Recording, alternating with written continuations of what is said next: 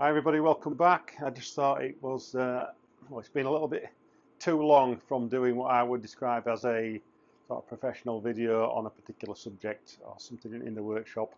We've been doing some Instagram stuff, some short story stuff, Facebook, but there's a lot been going on in the background recently with riding particularly. I've been doing some trail riding in the Dales quite a lot. I did a guided tour with a group a couple of weeks ago. I was in the Lake District recently. I've been at Werndu Quarry as well. So things have been going on quite a lot, and the riding has been taking more of a focus than the video work, to be honest, because I'm preparing for the XROS event in Serbia in late June. So my riding has got to be on point, and I'm going adventure riding, and I'm doing some hard enduro type training as well, just to try and get myself dialed in properly and get the body in shape properly, etc., as well as my other fitness top sort of stuff. But today we're looking at carburetors. We've got 3 carburetors here on the bench, and I don't know if you can hear that in the background. That's the heater, so I'll try and keep that noise down. Can you believe we're nearly into May and it's still cold? Really is cold here. Right, 3 carburetors. Just coming a bit closer, we'll have a look at them. Alright guys, so what we've got here is 3 carburetors. This is a conventional carb, which was on the GPX TSE 250R. And then we've got 2, I'm not going to call them smart carbs because they're not, smart carb is a particular brand.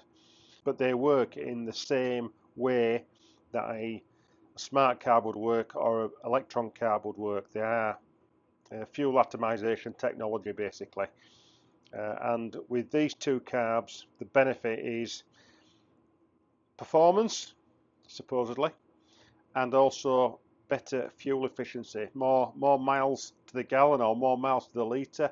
They certainly give that without doubt, I'll tell you now. But I'll just talk about each one individually very briefly. This one was the stock carb on the GPX TSE 250R. I didn't really have this carburetor on the bike that long. I think we did about 20 hours, something like that, and I found that it was quite thirsty.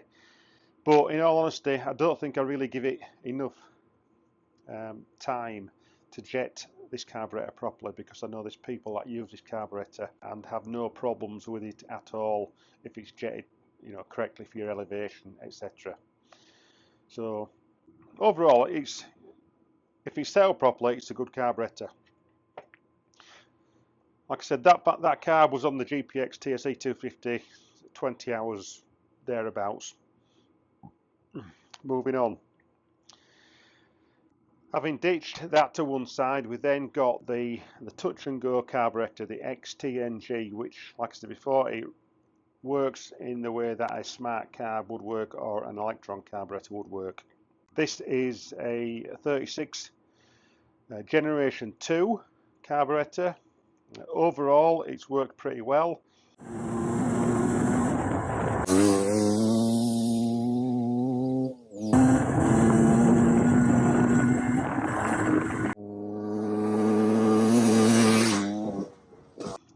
Fuel efficiency was absolutely outstanding, compared to the stock carburetor. Getting around 12 miles per litre, so on a metric gallon, 60 miles to a metric gallon, which I thought was pretty good. So with the 250 having a tank of nearly 10 litres, you were towards 100 miles green, your UK green laning. But with this particular carb, I always felt the bike was, it was holding the bike back in performance a little bit. You had to really make ring the bike's neck to get the best out of it. So I think it was around the 225 hours mark with the GPX TSE 250 that I went to a cloned PWK carburetor on that bike to do a comparison, and the performance was quite a big jump, to be honest.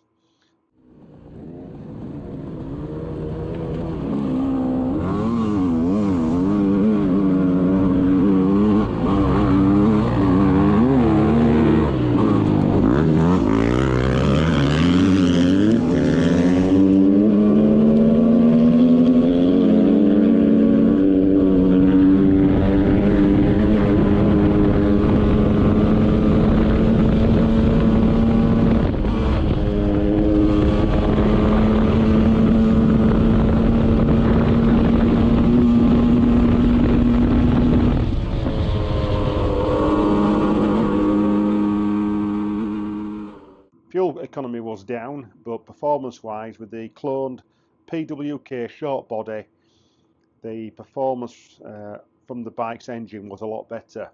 So it's one of those, it's a bit of a trade-off. If you want fuel efficiency, get one of these. Get a, you know, a smart carburetor, I'm going to call it. Definitely a lot better on fuel, especially if you are going trail riding, you're out for long days and you've got limited fuel stops. Having a carburetor like this or similar make does make things a bit easier. But performance wise, I think we lost a bit of performance with this one. So we come on to the Generation 3 Pro XTNG carburetor.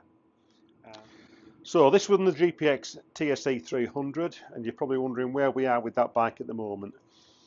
The bike's in there. The bike's on point at the moment, really on point, because we've gone to a different carburetor. Now, I'll just have a quick rewind and tell you the story with the bike. So the bike came stock with a cloned PWK 38 carburetor, and I had that carburetor set up really well. The bike was fantastic with it for a Chinese clone carburetor, it really was. And I actually set up somebody else's bike in the same manner, and he's really happy with it. So the bike was running great with the PWK 38 clone carburetor, but I was after a bit more fuel efficiency, so I contacted Touch and Go Carburation in Hong Kong to ask them if this carbo I already had would be okay on the TSE 300, and they got back to me and said you'd be better off using the Gen 3 Pro, and we'll send you that at a very reduced price as a goodwill gesture, basically. And I didn't pay full money for it, I just paid for shipping and the tax, which was very good of them. So the Gen 3 Pro went on the bike. You saw the initial review video, and the bike performed pretty outstanding, it really did. Oh my god! Woohoo!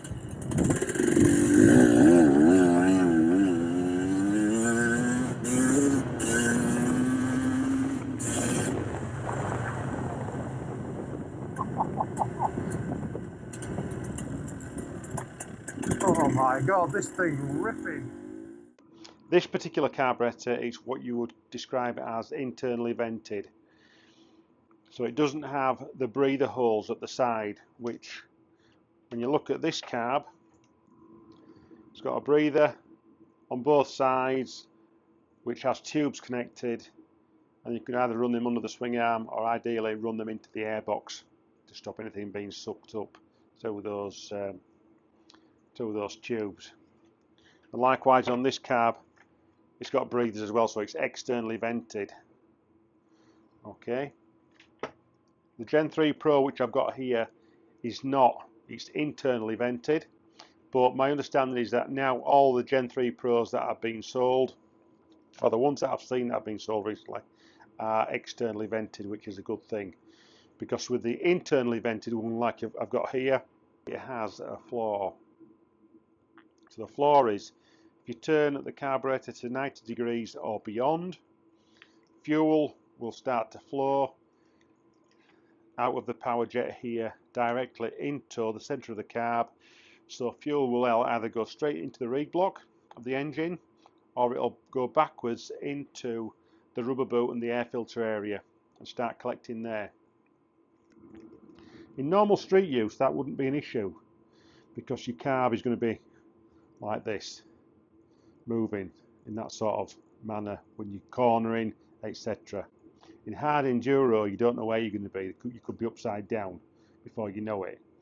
And if it's upside down a while, you're going to get a bike full of fuel, literally full of fuel with this particular carb. And this is what was happening to me unknowingly when I was using it in a few situations where I've got the bike upside down on a hillside. You know, a failed hill climb, you lay the bike down, the tanks on the bike is facing to the bottom, and fuel's pouring out. And then it's taken me a little while to get the bike going again afterwards. I only began to fully understand what was happening with this carburetor until after the Staunton Quarry event. And in that event, the bike was on its side. It was upside down on the hillside, that muddy hill with all those trees. And after it being in that upside down position for a little while, the bike was a little bit harder to start, and it wouldn't rev out. So a few days after that event, after the bike had been cleaned, I took the bike for a test ride. The bike wouldn't rev out properly. Tried dialing it out with the metering rod on top, as you do, and it still wouldn't rev out. At the top end, it was just like really spluttering, like it was too rich, really too rich. And then I thought I'd try the open circuit position. Now on this carburetor, you've got a screw on the side, and that's quite a long screw. So when it's screwed in, it closes an air passageway or some passageway within the carburetor. If you put the short screw in, it opens it up, and that is supposed to allow more fuel in or do something so you get more bottom end when you're riding. So we tried that, and we ended up flooding the bike, literally flooding the bike with maybe nearly a litre of fuel in the cylinder at the point of hydro lock. When we got the bike back to the house, the wife had to come and rescue me in the van, get me recovered. I took the spark plug out, turned the bike over, and there was fuel everywhere. Took the exhaust off. There must have been 500 ml of two-stroke fuel in the exhaust, which ended up all over my garage floor. And that was that.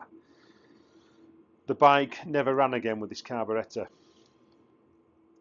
So at the moment there is something in here what's not right. There's something it's not doing what it should be doing. I'm not saying it's a bad carb. I think there's something stuck inside. It might be a blockage, or it might just want a service, I don't know. But I've been sent a kit to make it into externally vented. I'll probably get around to doing that at some point, but not at the moment. So we were left in a position where the bike wasn't running because of carburetor issues. I didn't have my original carburetor. I'd given that to a customer at the shop because he was having some problems with his cloned carb.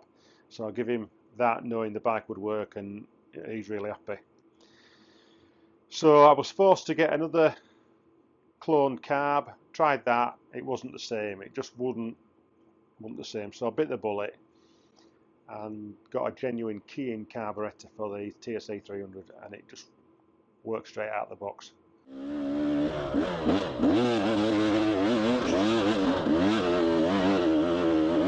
Bring it up all the time.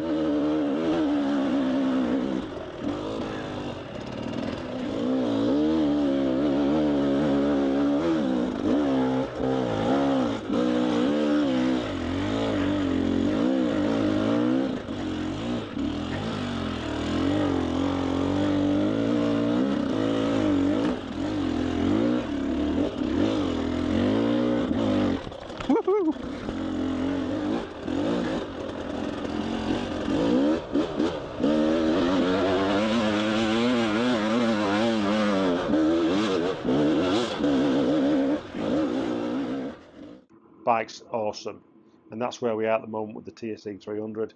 It's got a genuine Keihin carb on it, and I couldn't be happier, could not be happier.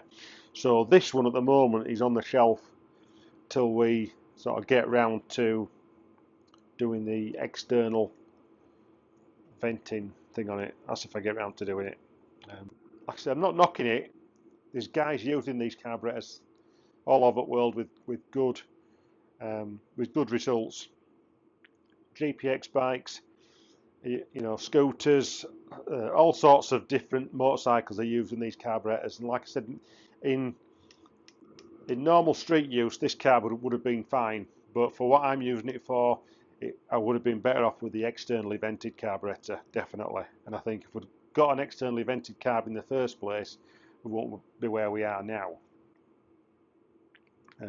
As a result of this carb being what it is, I did have to replace the ignition side crankcase seal on the bike as well, which was again a 15-minute job, but 15-minute job I didn't need.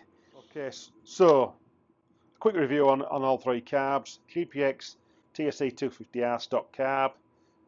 Okay, you know, you can make it work if you just have a bit of time and patience. You can get it there. The Generation 2 XTNG carb overall performed well. Fuel efficiency were good. I just think it lacked a little bit of performance. Generation 3 Pro XTNG carburetor, initial impressions were good, but this particular one would have been good more for street use, shall we say. Off-road use, not so good because it's internally vented as opposed to externally vented. But don't let that put you off, because all the new ones are externally vented. So that's my 2 cents on these carbs. Back soon with something else. See you soon, guys.